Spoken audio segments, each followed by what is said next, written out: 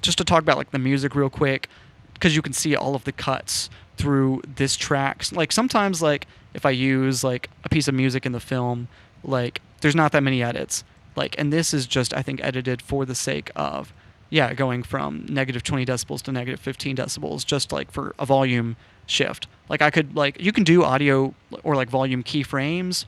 To me, I don't really like audio like volume keyframes in DaVinci, just because there's not like a great way to like, I don't know, there might be actually a way to like shift those keyframes like on the timeline, but in the way that I know, I find it easier just to like crossfade to a louder version of the audio, just to have like a blade in between them and then just crossfade between the different volumes. To me, that's just a little bit easier. But just like as an example, like this only has one crossfade, so it's like I'm keeping the audio, or like I'm keeping the music as it is without cutting it up. That's true for most of the music. This has just like a bunch of volume crossfades. So this audio doesn't have any like cuts in the middle of it. This has this cuts between songs, so there's crossfades there, but like the song's not interrupted once it plays. But I just bring that up just to bring attention to like this scene, to both action scenes, right? This scene is full of cuts, and they're not just cutting between volume shifts, they're cutting between different parts of the song. And I don't know if I can really like demonstrate that on the timeline, but I can at least tell you that. And it's also cutting between different songs. So we go from the Ride of the Night Terror track to Pursuit of Rage as soon as we see the Raven. And I'm just using this cymbal swell to help kind of mask that transition. And it just cuts on the beat between songs. So I think it works well enough. And that's something that like I stay pretty much within that Pursuit of Rage track all through the ending scene. But it's just I'm cutting between like different parts of the song. I'm repeating measures. I wonder if I can find, I think it's here. This is where I'm repeating measures. So it's like this measure, it's like you can see that this kind of looks the same. And I'm going like between the same section, like while Marty's talking to Night Terror. Because I'm like, I didn't know how long it would take for that dialogue to happen. So I'm just kind of repeating a measure and then cutting on the beat going into, the music finally shifts going here. And then it goes back down. So there's a lot of stuff like that where I'm like kind of like cutting measures out or repeating a measure in order to like for it to kind of cut when I want to. Because this is a scene where I'm like, I want you to feel the drama. Like I want you to hear the cymbal crash when you see the bridge drooping. So it's like it's important to kind of like, I'm not always cutting exactly on the beat, but I'm using the music to inform the cut. And that's really important. And that's all over this scene just to help, because this is a really dramatic piece of music. I'm really proud of it. I compose all of my own music, so I'm shouting out myself here, but I'm really proud of the soundtrack. Stream it on Spotify. Look up Joe Kendrick. That's JoeKendrick. But anyway, just like, yeah, it was just like, I just wanted to bring that up just to show the way the music is edited. It's just like, it's not like just, because I guess like this was such a quick edit. I've told you that. Most of the music was composed before I filmed. A lot of this was stuff as I was working through the script, because that's something that just like as I'm working through a script, if I'm not exactly sure the tone of the piece that I'm going for, I'm like, should it be more like quippy, and like should the Night Terror be like is this a script that where like I should be adding more jokes?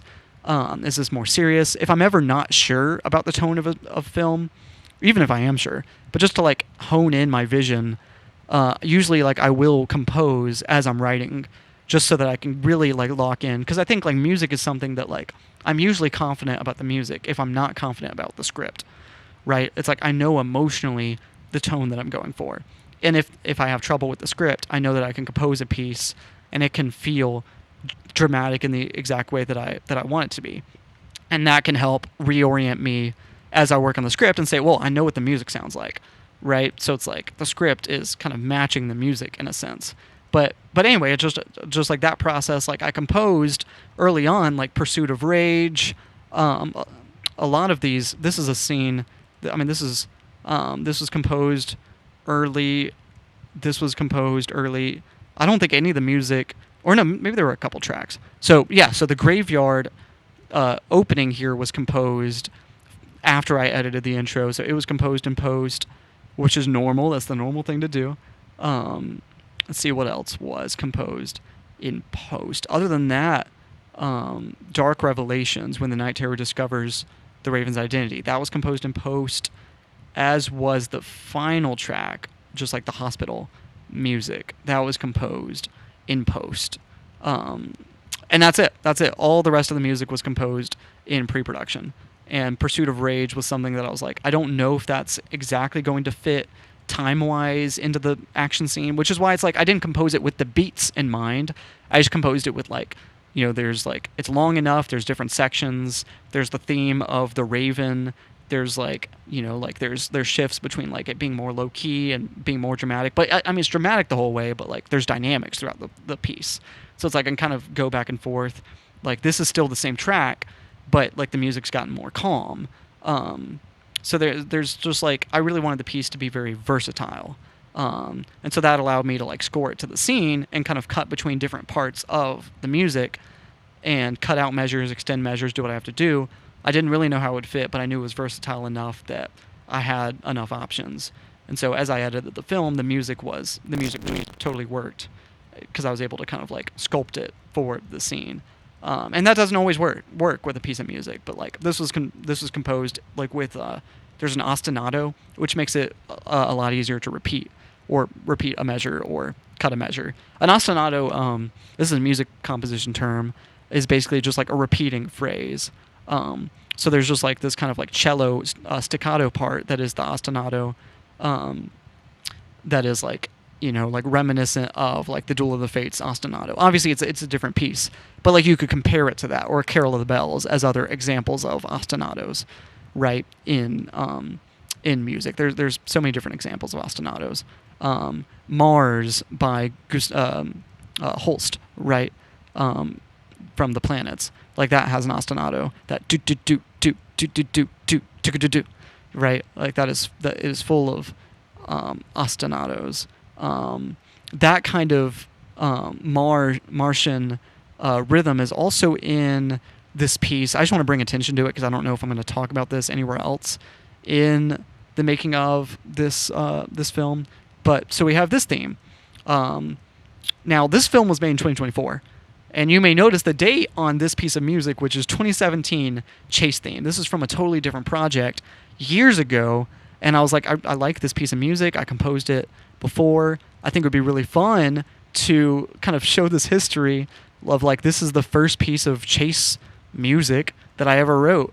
And I'm like, I'm still happy with it. Like, I mean, obviously, like, I think it's like the quality is different. I'm using different virtual instruments. Like it's different. But I like that I'm able to like kind of cut between it and kind of have this like history of like one of the earliest pieces of film scoring I ever did, compared to like the newest, right? My newest tracks alongside it, and just bringing that into this film I just thought would be fun. I'm like, I still have this piece of music. I think it still works. I don't think anyone's going to recognize it. But it was from a project that I worked on with Nathan Perkins, who played Todd in the film, where we were doing an anti-piracy like PSA for a contest, I believe. This is Nathan, who plays Todd in the film, and we worked on that together, and we just created this car chase scene. So I just thought it would be really fun to bring that into this film, because I guess that's the thing. It's like I don't like being super self-referential, because I don't think that's, or I don't want to draw attention to that. But it is something that I'm like, I have this wide library of things I've created. I think it's okay to pull from that. This is my portfolio. Like the Raven existed for another project, and now I'm bringing him into this project. And the music, like there's music from the Raven that now exists into that soundtrack. And I might do a different video for the behind the scenes, just breaking down the soundtracks. But I think that is a separate process. But anyway, it's just like I have a huge portfolio. I don't want to like draw attention and say like, hey, in order to watch this film, you have to have watched all of my other projects or appreciate it. Like, no, like it's not about that. It's just something that's like, it's an Easter egg for people that recognize it. And for me, it's something that like I had some of these pieces in my back pocket. And if it makes more sense to, bring out the Raven again, bring out this music again, whether it's this music or like, there's like references to the original soundtrack for The Raven of Telltale in Pursuit of Rage, in Heart of the Raven. I think that's the other track that uses it, right? It's like, this is music I've already composed that is reinterpreted for this film. Like, the melodies are already composed. I'm just like creating a new piece for them. But anyway, just I bring that all up just to say, it's like, yeah, like, I think it's okay to say, like, I'm pulling from my catalog. I don't want it to be something that like makes it required viewing, because I don't want to ask you to watch like my high school film projects necessarily, even if I'm still proud of them for what they are. You know, they don't hold up as well as I think like this film is. Like, I'm really proud of how this film turned out, and so it's like, this is the important thing to watch. And you can go back and watch my old projects, like, feel free, but just like, that's a caveat, right? I'm not asking you to. It's just for Easter eggs, and it might help you appreciate my work as a whole if you do, but it's not necessary. It's not like this is like, productivity wise, this is the sum of everything I've ever made. But like, continuity wise, not necessarily, right? Like, it's not for the sake of the story that you should watch everything. This story is meant to stand on its own, and I think it absolutely does. And, you know, even if there's ideas that are pulled from other films, I think this film totally stands on its own, and I'm really proud of that. But anyway, I think I've walked through about everything I need to.